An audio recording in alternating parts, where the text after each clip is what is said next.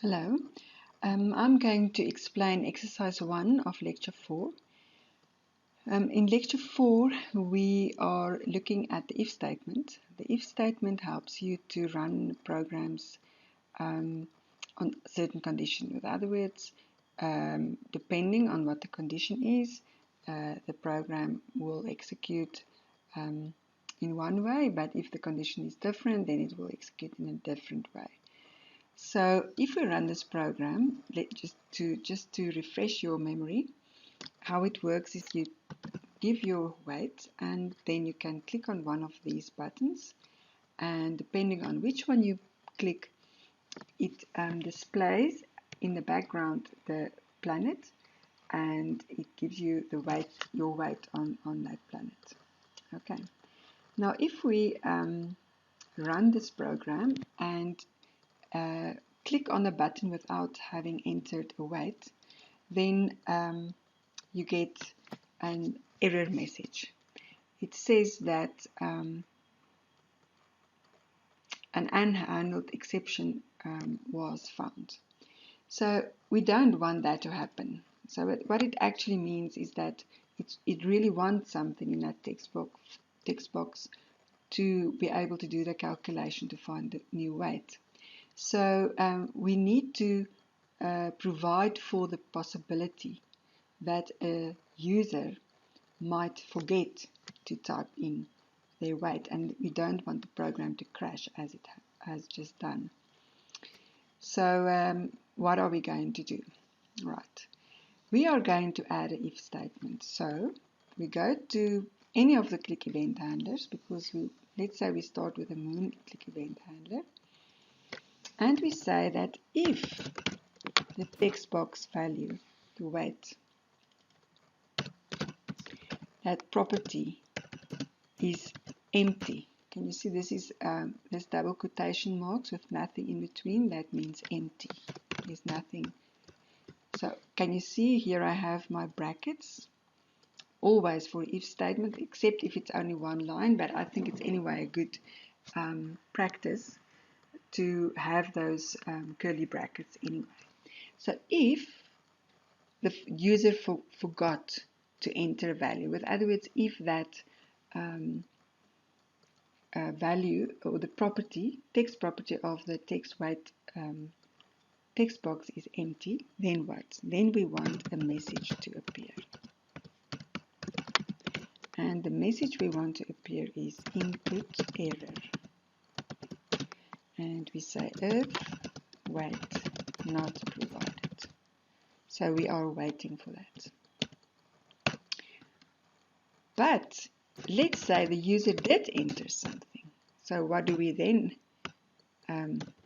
do? Well, then the rest of the event handler will go inside that curly brackets.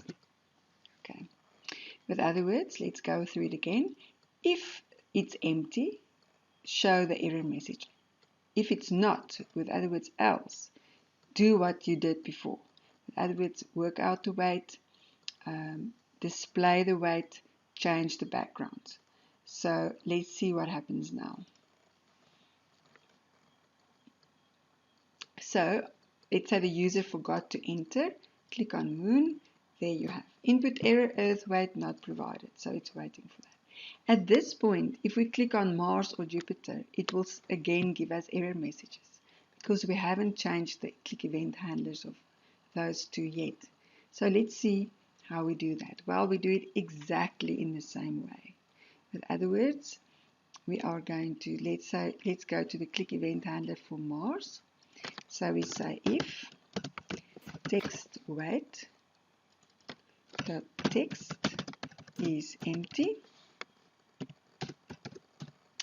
then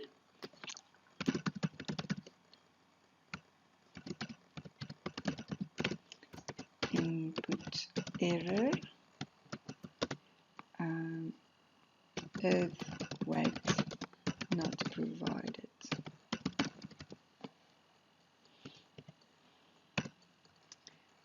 Okay, there's a little mistake. It should be text, and then else. Let's say they did provide a value, then you want the rest of what was done previously inside this click event handler. Okay, and you will do exactly the same for Jupyter. In other words, you will include an if statement. So I say if the text the text is empty, then message box dot show input error. Okay, I made a mistake there. Must be input error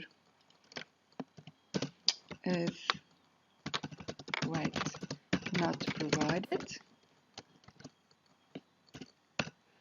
Else